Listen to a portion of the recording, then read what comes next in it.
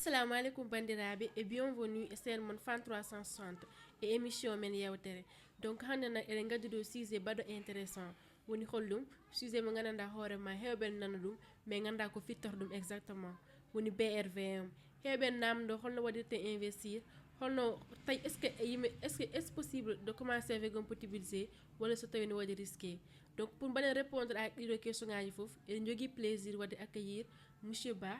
dillo e batte BRVM donc avant d'entrer dans le vif du sujet monsieur Ba est-ce que aɗa waɗi présenter hoorema à nos téléspectateurs. Bien sûr, Madame Ba Habi Assalminama weltanama mi salmini tous les téléspectateurs de FAN 360 e ko wellam mon no feewi arde ɗo hen e FAN 360 e émission biyeteɗo yewtere. Je pense que c'est pas la première fois mais quand même ko wiyete ya garta aussi bonani on calminama mon weltanama. Merci monsieur Ba a jarama donc première question woni hollum guila mane battuɗa dillude e BRVM. Bon, en fait, BRVM, ko welam tigi pour wawde halde hen min non de mborome e BRVM depuis 2015 danaka ko hen wonno premier investissement ji mbannomi e entreprise biyeteɗo Total mais d'abord holko woni BRVM. BRVM ko nokku mo ganda walla ko marché mo ganda mana hoorema kala ko wiyete entreprise ko gollorde manam hande enen fof walla kala dawowo wonto liggoro e ɗin entreprise uji noon gonɗi e aduna he ene woodi toɓe goni eɓe mbaɗi marché mabɓe kamɓene eɓe mbaɗa ko wiyete levée de fonds. Holko woni levée de fonds c'est à dire entreprise aji ɗi walla état e hoore muɗum woni état ji men ɗi eɗen nana saaha fof ɓe luɓima kalis walla ɓe tottama ga kalis ɗum ɗon ko deux façons état jogui walla entreprise jogui pour luɓade kalis e première façon ko yaade banque ɗum c'est la façon classique yaade banque luɓma kalis e joɓira ɗum par intérêt joɓira ɗum par moitié selon le temps mo ganda mbaɗɗon. Deuxième façon de luɓirgol kalis c'est quoi, c'est mbaɗa introduire dans la bourse walla mbaɗa lancer des emprunts obligatoires woni holɗum woni état hande ene jogui marché mo ganda mana hoorema ko marché entreprise aji ko marché mo ganda enen ɓeɗo wonɓe ɗo eɗen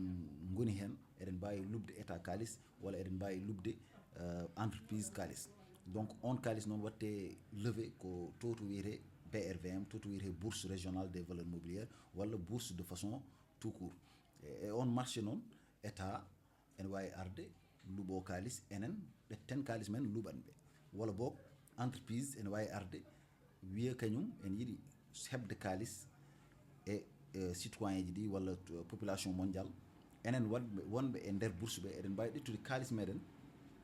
ñamlen ɗum ɗiɗo entreprise aji sen ñamliɓe noon wonkoɓe tottata meɗen so tawi ko état hokkara men ko wiyete des obligations état sene waɗa emprunt obligataire ƴettat hande wiyat hande kala neɗɗo coɗɗo obligation état Sénégal ko nande so tawi ko 10 000 francs yeeyata ɗum wima obligation état Sénégal ko 10 000 francs yeeyata ɗum kala e meɗen jiɗɗo sodde walla lubde kalis état Sénégal soda ɗum 10 000 francs sa soodi obligation goto 10 000 francs noon so waɗi ɗum ɗon chaque année état o ƴetta 10 000 francs ma danaka yobma intérêt en wawi wiidema yobma intérêt ko 6% walla 7% walla ko way noon mais d'habitude ko 6% so tawi ko leyɗele ɗe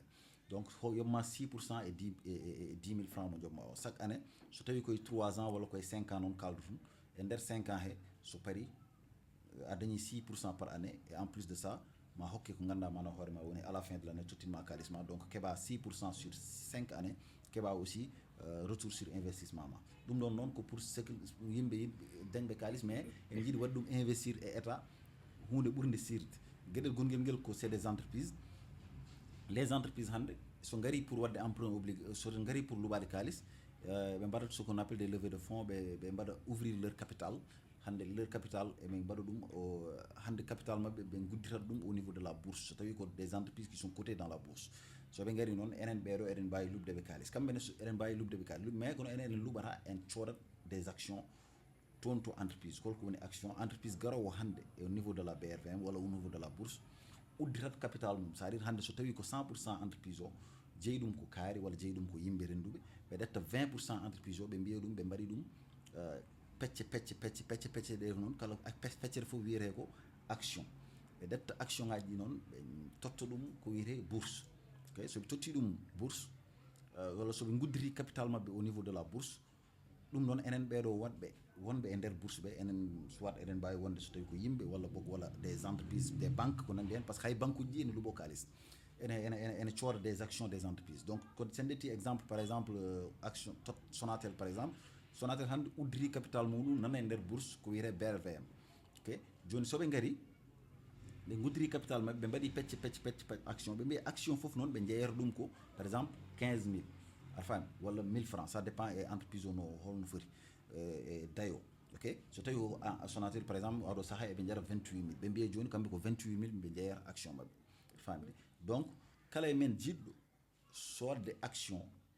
walla kala e men jiɗɗo lubde bokkude e Sonatel, par ce que so tawi a soodi action Sonatel tan woni an koye jeeyɓe entreprise o jeeyɗa, enfin hay sinno ko action ngel gotel an koye jeeyɓe Sonatel gonta, an koye jeeyɓe Total gonta. Donc so tawi an action hande Sonatel yeeyima action muɗum a soodi ɗum à 28 000 francs CFA, donc an a dañi droit e nder Sonatel.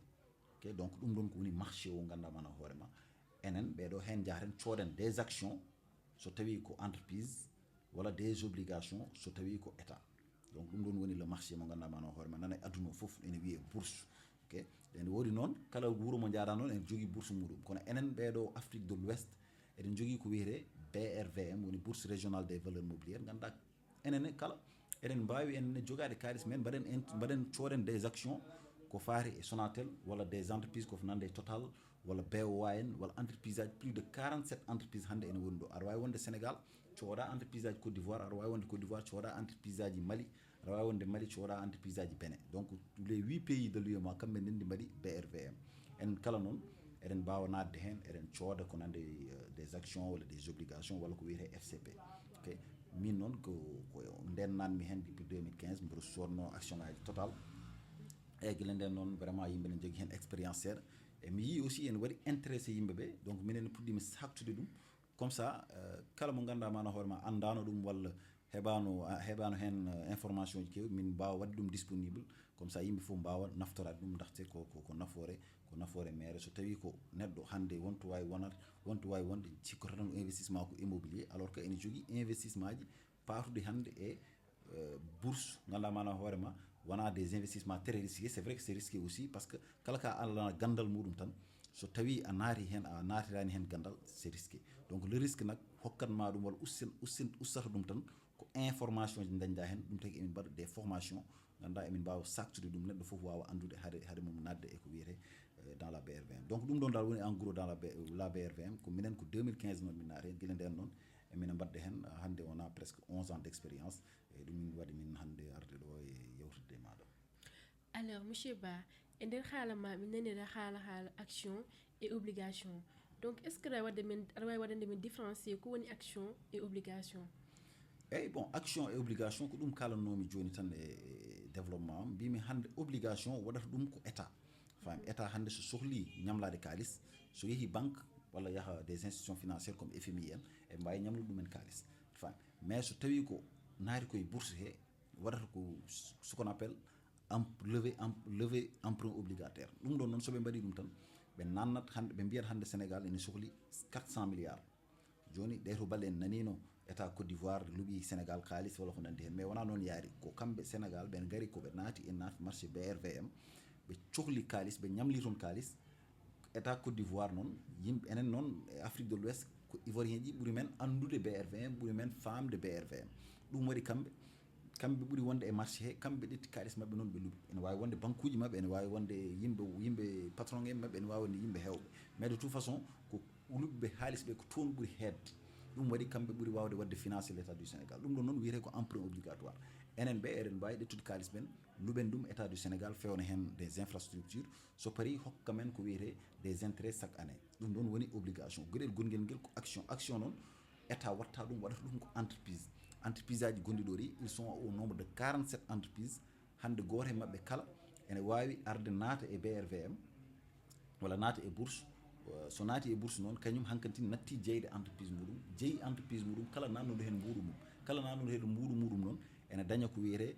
des actions, soit daña une action walla deux actions, mais kala nde dañɗa hen action tan an e entreprise o foti, an entreprise koye jeeyɓe e entreprise o jeeyɗa. C'est à dire so tawi ko Total aɗa jogui hen une action ka actionnaire Total, so tawi ko Sonatel ka actionnaire, so tawi ko entreprise ivoirienne ka actionnaire toon, so tawi ko banque ka actionnaire e nder banque he, en tant que a soodi action ngel gotel. Donc ɗum ɗon woni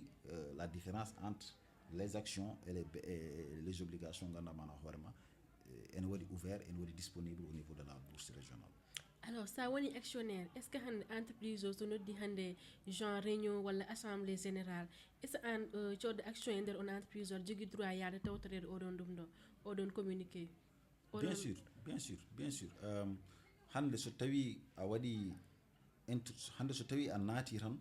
e actionnariat c'est à dire tu es membre walla tu es actionnaire a soodi action ngel gotel e entreprise o hankkantini entreprise o kala kene waɗa ko transparence waɗata sen il faut waɗa des résultats ganda palpable visible publié waɗa des rapports waɗa fof kortoji fof pour que hokka le maximum d'information e ɓeɗo ganda mana hoorema en ƴetti kalis mumen enen totti ɗum entreprise o donc entreprise o so tawi il a des points positifs walla entreprise o waɗi kalis an a waɗat kalis so entreprise o waɗani kalis aussi évidemment a watta kalis donc a dañata kalis donc ɗum ɗon woni rapport ma e entreprise so tawi a nanni kalis ma e nokku on normalement par transparence ene foti hokkudema des informations pour ko mbawa dañde annene retour sur investissement alors so tawi noon dañirta retour sur investissement tan comme no mbimami ni tu as des plus-values so tawi entreprise o dañi doole dañi semme walla dañi des résultats positifs an a dañat ko wiyete des plus-values a dañen hunde mais gueɗel gonguel aussi ma dañ ko wiyete des dividendes chaque année entreprise o so waɗi de bons résultats ƴetta e dividende uji mum mo heɓi ɗi hokkuma hen hunde wona an gueɗal ma e entreprise par ce que an koye jeeyaɓe e entreprise ɓe koye jeyɓe e entreprise ɓe jeeyata. Alors monsieur Ba nder haala ma aɗa haalen haala dividende donc dis-moi ko woni dividende exactement eyyi dividende ko manam ko mbimami joni ho ko gueɗal ngal ganda mana hoorema an baɗɗo investir o e nder bourse he aɗa foti anene yiide hen hoorema jiirta hen hoorema noon chaque année comme nande Orange hande hikka hokkiri plus de 350 milliards hande entreprise aji kokkiri 20 milliards ɓe kokkiri 30 milliards selon an no poɗɗa chaque année so tawi entreprise o waɗi résultat ji o arat o nodda assemblée générale comme no mbiɗen joni ni an aɗa foti sa welama aɗa wawi tawtorede so mbaɗi assemblée générale noon ɓe mbiya résultat ji men nani joni noon ko ɗum ɗo woni ko keɓɗen hen noon goto e men kala ko joguinoɗo hen action ngel gotel ene heeɓa hunde e ko totteno ko e ko heeɓa ko donc so tawi no joguiɗa ko action Sonatel par exemple hikka Sonatel hokkiri 1700 francs action ngel gotel fof aɗa wawi dañde hen 1700 francs tawi ko ɗum woni dividende so tawi noon entreprise o aussi joguiɗoma difficulté naturellement a dañata dividende mais quand même ko politique mo ganduɗa onon jeeyɓe entreprise o walla onon waɗɓe hen investis ɓe mon kalane holno yaade so tawi hokkirta he dividende aussi mon kalane ɗum ɗon woni dividende woni gueɗal ngal keɓata chaque année so entreprise o waɗi de bons résultats et puis so entreprise o felliti hokkirde e gueɗal ngal heeɓi en terme de bons résultats hokkiri ɗum les actionnaires. Alors monsieur Ba hono avantage gonɗo e wadde alors monsieur Ba hono avantage gonɗo e wadde investir e BRVM est ce que mbaɗa ɗum ɗo garde halis ma à la banque ɓurani non wadde investir dans la BRVM pour min c'est plusieurs fois plus avantageux woni holɗum woni hande kalis mo moftata o ene woodi ko wiyete inflation chaque année ene woodi ko Sénégal walla dans l'Afrique ene waɗa minimum 3% inflation c'est à dire inflation woni ka gueɗe men ceerat ko faare gurdam men ko codaten fruits ji men walla boog des denrées de première nécessité walla ciment ji walla ko nandi hen waɗat inflation woni l'augmentation générale des prix ɗum ɗon noon so woodi ene ɗetta 3% chaque année donc ɗum ɗon noon wadde ko kalisma so tawi ka moftunoɗo 3% par année ça veut dire que kalisma ustima sa joguinoma 1 million kalisma ustima de 3% so tawi a joguinoma 5 millions ustima de 3%.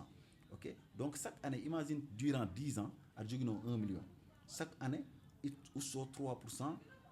hawrata peut-être à peu près que 3000 francs. ok wala boog je pense que c'est 30 000 so tawi ko 1 million 3% de 1 million ko 30 000 alors so tawi ko sur 10 ans aɗa moftuno hande 1 million a perti 300 000 parce que 30 000 fois 10 a perti 300 000 ɗum ɗon ko perte mo dañata mo ganduɗa mana hoore ma haalis o ene wawno liggade a faami joni noon mbiɗa ko banque so tawi a wari haalis ma banque ene wiye so tawi ko épargne nde joguiɗa en tottuma 3,5% d'intérêt manam chaque année ene hokkuma 3,5%. on taux d'intérêt noon ganda mana hoorema banque o kañum ene jogui ko ittata hen kadi par ce que banque o kañum ko woni liggade donc ma dañ compte courant mo ganda eɓe mbawi widema e a yooɓi des frais de tenue de compte yen des trucs ganda mana hoorema a famata e banque ham eɗen gandi kamɓe ham noɓe jara de toute façon kam soɓe mbima 3,5% anduma heɓen hunde mais ham sa renay ko 1 keɓata walla 1,5 donc banque ro so a yehi toon déjà an il te donne 1,5%. En plus de ça 1,5% ma o wawa wadde combler le gap de l'inflation, c'est-à-dire inflation o woni 3% de l'année. Ok, donc so tawi en guitti 1,5% hande mo ganda banque woni hokkuma ɗum. Ok, hande so tawi en batti hen inflation donc wonti moins parce que 3% moins 1,5%, hande so tawi banque hokkima 11 000, ok, inflation woni 22 000, donc ça renay 11 000 o hande inflation ñamti ɗum, donc a dañi moins 11 000 e nder compte ma. Donc ɗum ɗon noon ala très avantageux. Il woodi ko ɓuri wadde avantageux, ɗum ɗon wadde investir dans la bourse. Dans la bourse hande so tawi a waɗi investir minimum aɗa heɓa 6% so tawi avec les obligations, aɗa heɓa 8%, 9%, 10% même, wala plus même avec ko wiyete des fonds communs de placement, wala e ɗiɗo entreprise aji mbaɗi no Sonatel wala goɗɗi mbaɗoɗi de bons progrès e nder hirande nde. Non seulement wadde de bons progrès, hande entreprise ne wawi ummade 1000 francs faya 2000 wala faya 3000, ça dépend e entreprise o. ɗum tagi eɗen mbiya information ene moƴƴi hade ma nadde hen ganda keɓa une bonne formation. Okay? Non seulement ma dañ une progression en plus-value, mais aussi gueɗel gonguel aussi ma dañ ko wiyete des dividendes. Dividende o ene wawi wonde hande 6%, 7%, 8% minimum donc par année. Donc 8% mi sikku kañum ɓuuri 3,5% mo banque totalement o, et puis nonobstant hande les 3% de inflation keɓo. Donc 8% déjà moins 3%, tu as 5% de plus et nder portefeuille ma. Donc c'est un investissement mo ganda mana horma, c'est en progrès, et puis c'est toujours positif par rapport e nder jawdi ma. Te jawdi hande fotani joɗade foti ko liggade. Kalis wona pour moftirguel, kalis ko pour gollirguel. So tawi a gollini kalis o ni wawi gollanadema, en wawi hokkudema. Aɗa wawi danade galle ma, kalis o ne liggo. So tawi a moftimo kalis o liggotako, te heɗi sa renaki ma dañen urgence uji, en plus inflation o aussi ma ar hef ɗum, et puis haajuji aduna aussi ma heftu ɗum ganda mana hoorema ussanma, wala boog dañata hen des rendements, des retours sur investissement, parce que a waɗani ɗum investir. Donc somi faami no feewi bourse ko moyen mo gandanɗa hoorema aɗa wawi liggorade haaliss ma intelligemment sur le long terme. Bien sûr, sur le long terme. Sur le long terme, donc hande sen ɗetti une entreprise, il y a plusieurs entreprises, won hen entreprise aji hande hakkude 2020 et 2025 mbaɗi plus de 3000%, mbaɗi plus de 2000%. C'est-à-dire hande won entreprise gondi e BRVM sa waɗino toon 1 million, hande 2025 a dañat 5 millions, wala daña bon 5 millions, a dañat 5 millions comme c'est trop, 3,5%, ça te donne fois 35. Ok, donc so tawi na waɗino 1 million sur une entreprise, hande dañata ko 35 millions. Ok, des entreprises qui ont fait 3500%. De won entreprise dañi ko mbaɗi 2500%, c'est-à-dire fois 25, 1 million fois 25 en 5 ans. Donc ɗum ɗon noon en woodi entreprise aji baɗɗi sur une année 1200 fois 12, c'est-à-dire tu mets 1 million, tu as 12 millions. ɗum ɗon noon wona carte kalis ko entreprise waɗira ko pour yo liggu. So entreprise o, si tout se passe bien, entreprise o dañat doole, dañat progression. Donc ɗum ɗon c'est des points positifs mo ganduɗa mana hoorema. En 5 ans sur le long terme, hande joguinoɗo on projet d'ici de 2025 à 2026, wala à 2030, wala à 2035, wala ni pour suhaɓe ma, wala ni pour génération goɗɗi, wala ni pour projet galle mo joguiɗa, aɗa wawi tout le temps liggade ɗum e au niveau de la bourse, en investissant e bonne action ngaji, en investissant e bonne entreprise aji. Alors monsieur Ba, hande so heɓanani bourse rek cikara mara ko dañƴo rek wawi wadde hen investir. Donc dima bourse ko waɗa réservé pour joguiɗo, walla so tawi ko yimɓe fof mbawi wadde hen investir? Bon, bourse hande ko nokku mo ganda yimɓe hewɓe noon peut-être ɓurata nande hen ko yimɓe ne kala ɗum peut-être en français wala en anglais, ɗum waɗi ça peut être un peu compliqué pour yimɓe ni won hen cikkata koɓe janggani mbawa hebde ɗum, mais bourse c'est accessible à tout le monde. Parce que hande nokkuji batteɗi bourse to, so tawi a yeehi toon pour udditde compte ma taw toon yimɓe conseiller aji ko nandi hen ko ɓen en mbawi walludema pour mbawa udditde compte ma, pour mbawa dañde hen des miijoji walla des réflexions, mbawa waddema accompagner. Donc neɗɗo haymo jangga en wawi yaade hen, sa janggi noon ɓuuri. So tawi aussi, parce que so tawi a janggi nden ɓurta peut-être wawde wadde hen won transaction ngaji kewɗi, mais haydara ittata aɗa wawi ɗettude kalis ma, ɓen ma mbaɗe conseillé ton portefeuille kalanma to tolni saaha kala. Saɗa softi noon il faut neɗɗo noon sa ala gandal noon a softat pour ƴewde gandal. Ok, so wona ɗum aussi aɗa wawi hay an mo dañani o étudiant o walla n'importe quel métier mo mbatta, hay an baɗowo natte aɗa sotti neɗɗo 1000 francs par mois walla 10 000 par mois, l'année ça te fait 120 000, 10 000 par mois. So tawi hande a ƴetti on natte ok a waɗi ɗum bourse 120 au lieu daña 120 000 minimum ma dañ 200 000 walla ma dañ 250 000 avec un bon portefeuille baɗowo des progrès et puis dañowo des dividendes. Donc c'est tout à fait différent hande mo janggani e jannguɗo o e dañde mo dañani fof ene wawi wadde lancé wu dans la bourse parce que c'est un marché accessible hande e yimɓe fof. Alors monsieur Ba, est ce que hande aɗa wonde Sénégal mbaɗa investir e entreprise gonɗo hedde Côte d'Ivoire, gonɗo ɗon to Côte d'Ivoire par exemple BOA gona sénégalais jiiɗa wadde investir en entreprise aji mbaɗaɗi côté en bourse taw wona gonde nder Sénégal li dis-moi. Bien sûr hande komi haali ɗum nane ni danaka mbiɗa wi aɗa wawi wonde Sénégal mbaɗa investir Côte d'Ivoire, aɗa wawi wonde France mbaɗa investir Sénégal, aɗa wawi wonde États-Unis, kala to neɗɗo wawi wonde aduna he sa udditi compte tan tu as accès à 47 entreprises hande wonɓe e nder BRVM. Donc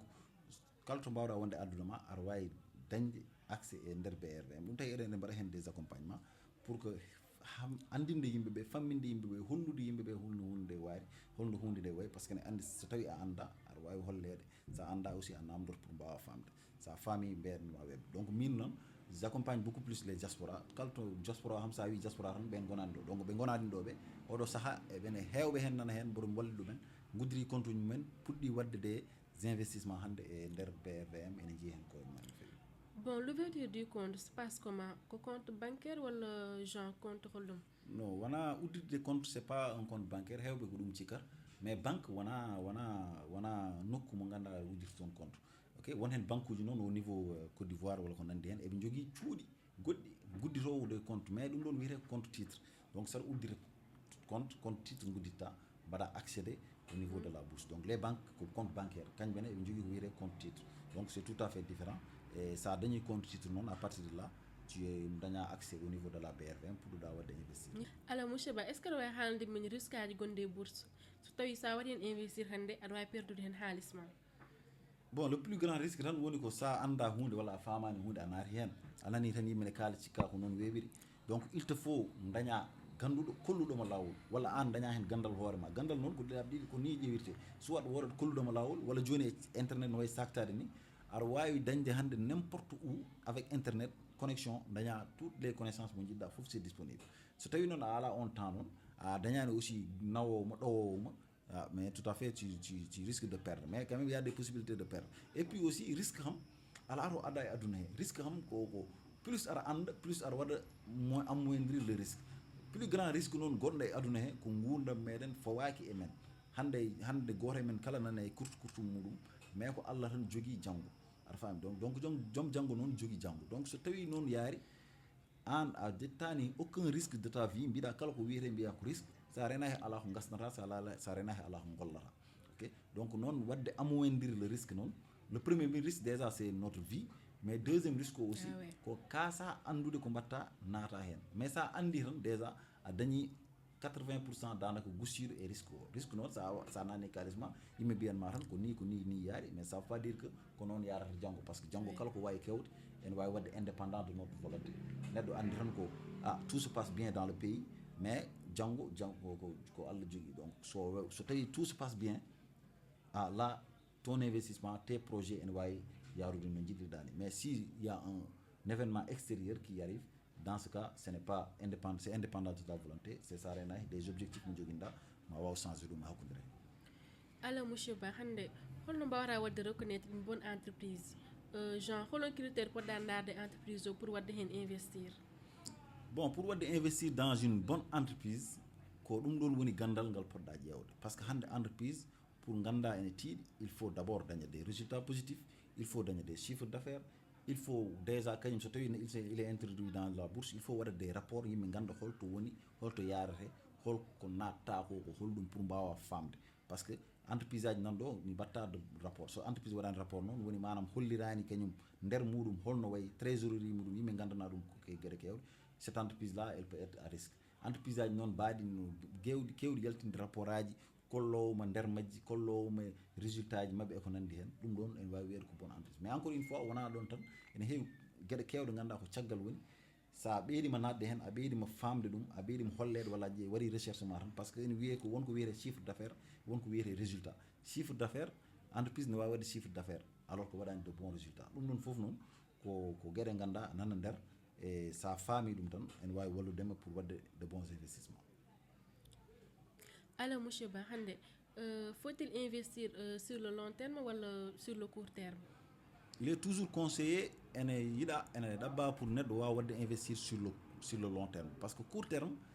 il faut ɓeydoɗa dañde beaucoup de compétences manam jogoɗa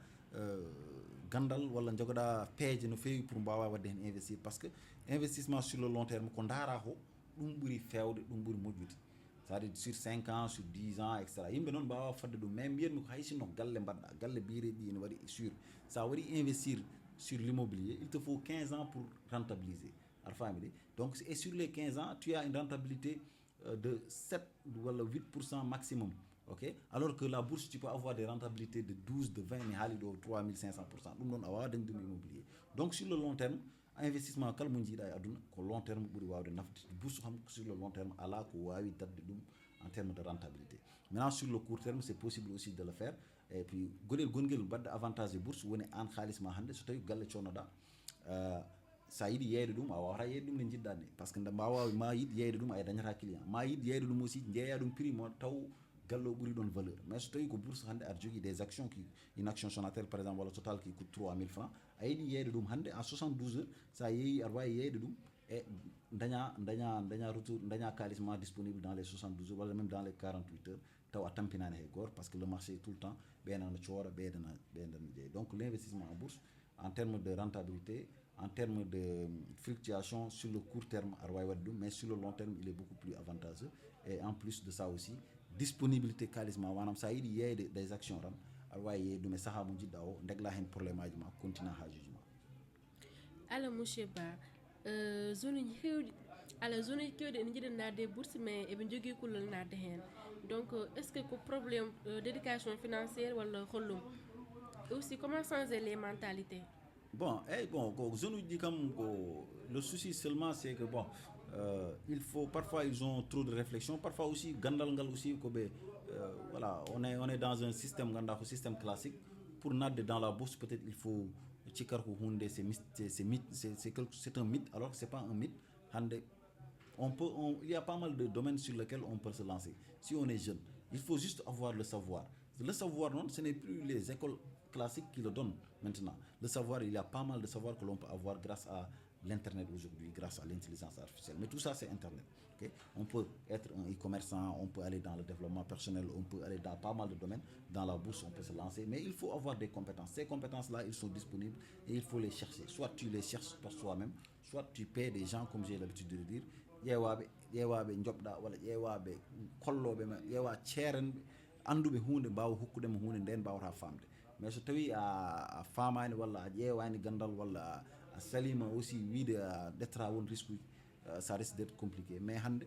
internet ene hokki men opportunité ji kewɗi ganduɗa mana hoore ma kala jeune ene wawi dañde liggey ene wawi jooɗade galle mum ene liggo hen walla ene daña hen des opportunités ganduɗa mana hoore ma pour wawde wadde avancé dans sa vie. Alors monsieur Ba holon conseil kokora zone uji ɓe wadde holon conseil kokora zone uji ɓe wadde investir e bourse hono étape dal ɓe poti wadde suivre so tawi aɗa jogui formation walla livre mo mbattaɓe recommandé? Bon les jeunes qui veulent investir en bourse bon d'abord ko bourse hande comme no kaldirenmi hen ni il y a yimɓe fof nana kaala hen walla yimɓe hewɓe nana kaala hen so tawi comme no mbimami ni il te faut daña ceerno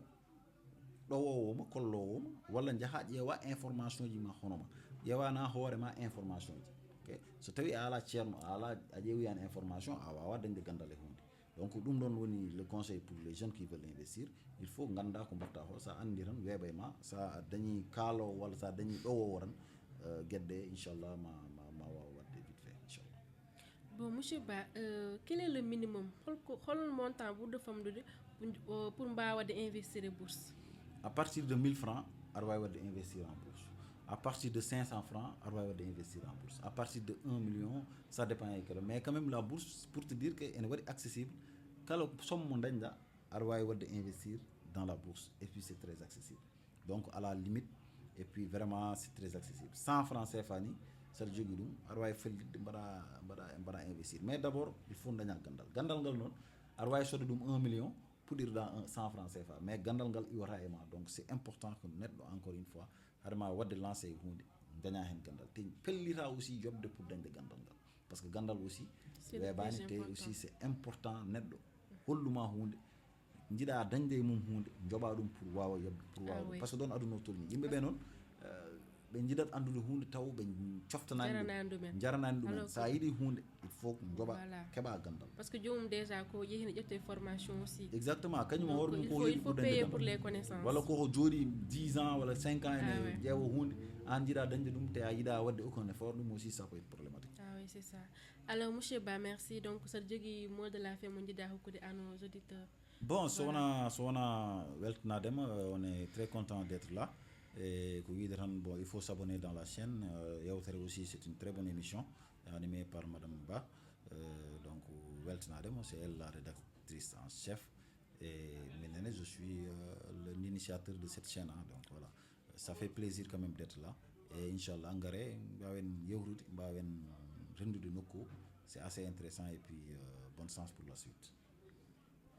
Alors, monsieur Ba, merci beaucoup pour le partagement. Hande aussi, on peut retenir hunde wande important que bourse wada réservé à Dan bébé seulement. Il faut investir. Donc, c'est un moyen pour faire travailler votre argent intelligemment. Donc, merci beaucoup à vous, nos téléspectateurs, et à monsieur Ba aussi. Donc, n'oubliez pas de vous abonner, de liker et de laisser un commentaire. Merci, à très bientôt pour un nouveau numéro.